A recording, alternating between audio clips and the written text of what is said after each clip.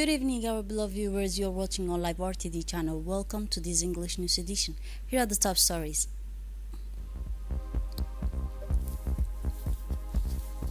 A new direction for economic and regional development.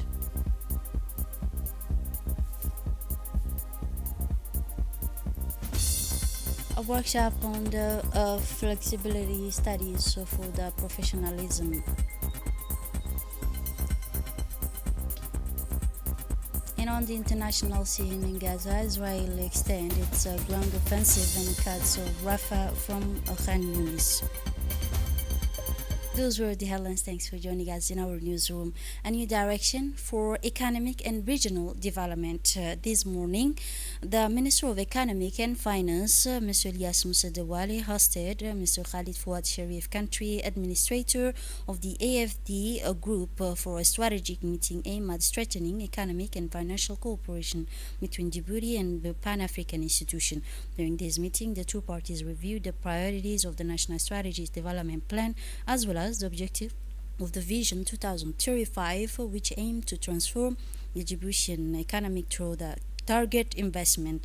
During the meeting, the financing of flagship project for 2025 was examined, including initiative focused on climate resilience and economic diversification.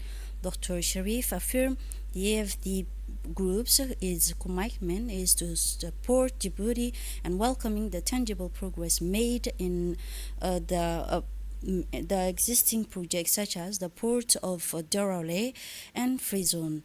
Participants also examined and emphasized transparent governance, which is crucial for optimal financing management, which strengthened project monitoring mechanism. With this meeting, Djibouti is consolidating its position as a strategic hub in East Africa. In a statement, Dr. Sharif, for his part, reiterated the bank's readiness to support Djibouti's initiative. For more details, let us listen to Dr. Sharif. I'm here representing the Badair 9, which is basically the Office of the Executive Director for Egypt and Djibouti. I'm the Executive Director for Egypt and Djibouti at the African Development Bank. And we're here to discuss the Vision 2035 for Djibouti, its implementation, the five-year growth plan envisioned for Djibouti. Also to work on a development vision that will ensure equitable growth for Djibouti in all of its regions and provinces. Employment opportunities for youth across Djibouti, especially promoting SME and MSME sectors.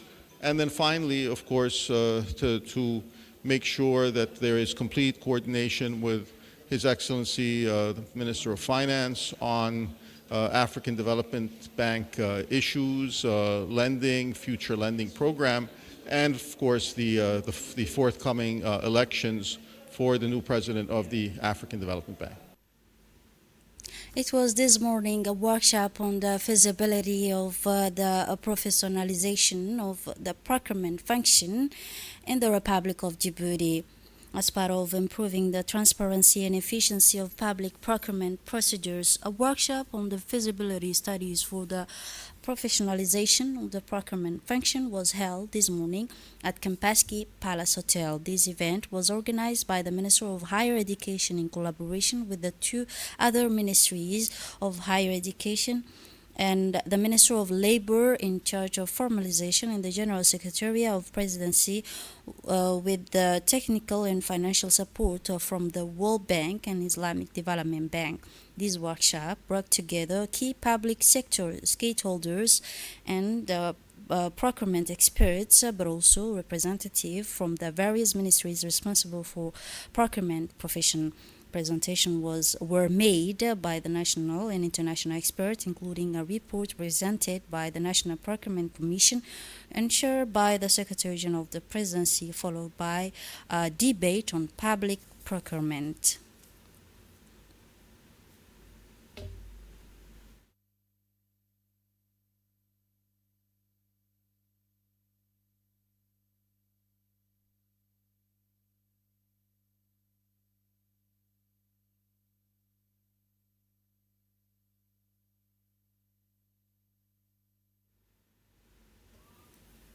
Subsequently, several speeches were delivered at the podium of this event, beginning with the Secretary General of the Presidency, Mr. Almis Mohamed, who testified that the government of Djibouti has made no effort to make public procurement transparent in order to strengthen good governance. The main objective, he said, of this workshop is to explore different approaches and best practices regarding the professionalization of the procurement function in order to strengthen the skills of knowledge in the public service.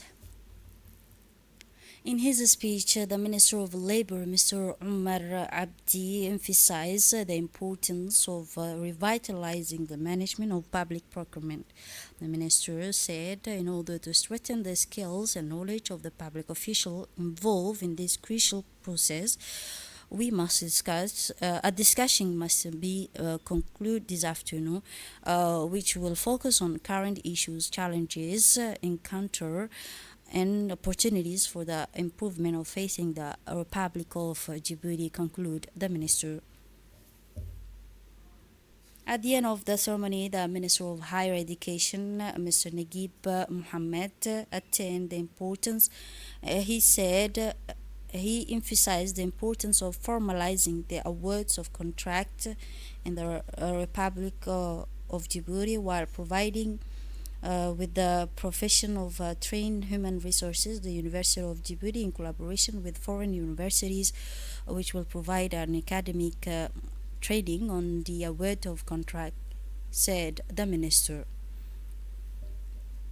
Under the chairmanship of the Honorable Member of Parliament, Mr. Kamil Humed, the Committee for Social Development and Environmental Protection met this Sunday, April 6, 2025, to examine Bill number 161, the year 2025, setting out the guidelines for the national volunteer policy and establishing the National Corps of Djibouti. The meeting brought together members of the Parliamentary Committee in the presence of Dr. Hibo Mominasowe, the Minister of Youth and Culture, accompanied by her colleague. Following the discussion, the committee concluded its discussion by submitting the revised text to the next public session, including proposed amendments. Today, the new headquarters of the Supreme Court hosted a formal inaugural hearing for the swearing-in the President, Director General of the other member of Djibouti Ministerial Regulatory Authority.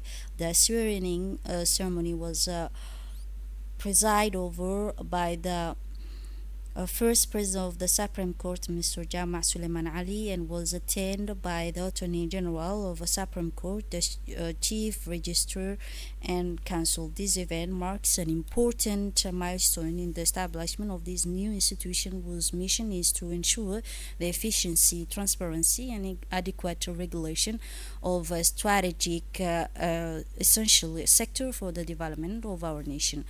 With this symbolic gesture, the new authorities solemnly commit to the working towards procedures feature where effective regulation in this sector contribute to improving the quality of life of Djibouti and ensuring the harmonious balance develop of the country. All stakeholders of these new authorities reaffirm their sure commitment to work diligently and responsibly, but also ethically in accordance with the principles that guide the good governance of our country.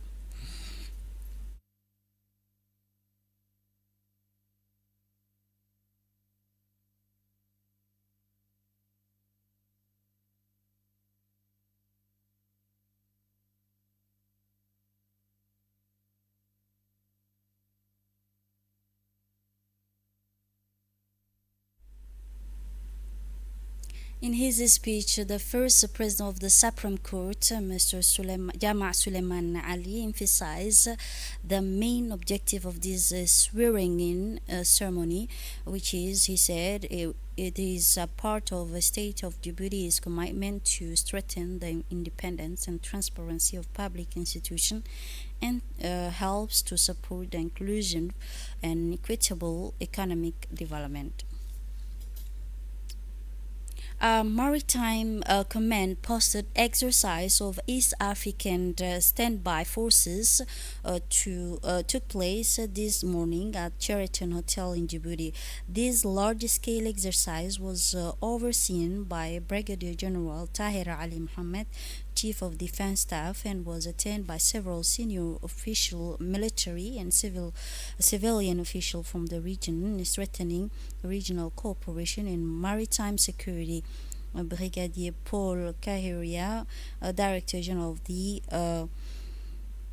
East African Standby Forces, also took part in this key event alongside other influential figures such as Ali Mirah Shihim Daoud and the Director of Maritime Affairs, Colonel Wais Omar Bokore, Commander of Coast Guard, and Colonel Ahmed Tahir, Commander of the French Navy. In his speech, Tahir Ali Mohammed, Chief of Defense Staff, emphasized the importance of this exercise in strengthening the regional responses to maritime threats and promoting peace and stability. It is my great honor and privilege to address you today at the opening of this initial planning conference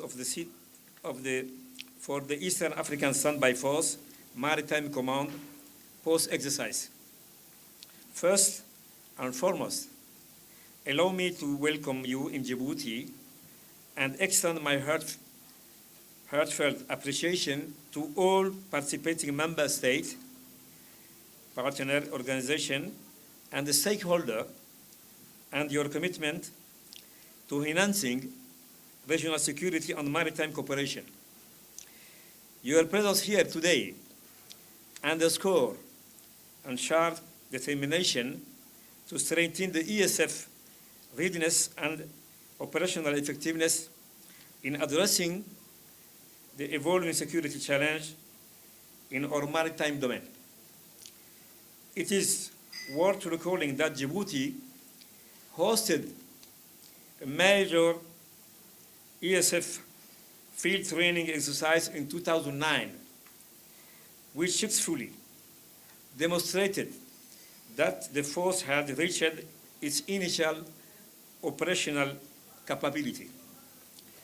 This milestone exercise validated the USF ability to mobilize, deploy, and conduct multidimensional peace support operation, marking a significant step in its operational development. The lesson learned from that experience continue to inform our planning and execution of subsequent exercise, including this maritime-focused initiative. The maritime space in Eastern Africa is a vital economic and strategic asset. However, it remains vulnerable to a range of threats, including piracy, illicit trafficking, illegal fishing, and emerging maritime security concern, without forgetting climate-induced challenge in our region. And now move on to the news around the world. In Gaza, Israel extended its ground offensive in Gaza and cut off Rafah from Khan Yunis. The Israeli army has intensified its ground offensive, expanding its operation to the northern Gaza Strip, while its airstrike continues in the south, particularly in Khan Yunis and Rafah. Israel has ordered further force evicting in the south, particularly in Rafah, a densely populated city sheltering hundreds of thousands of displaced people. Tel Aviv has announced its intention to separate Rafah from the rest of Gaza Strip, a move that has raised concern among the local population. An Israeli strike destroyed a three-story building in Khan Yunis, killing at least 17 people, including several members of a single family. This is it for this edition. Thanks for watching. Have a wonderful evening.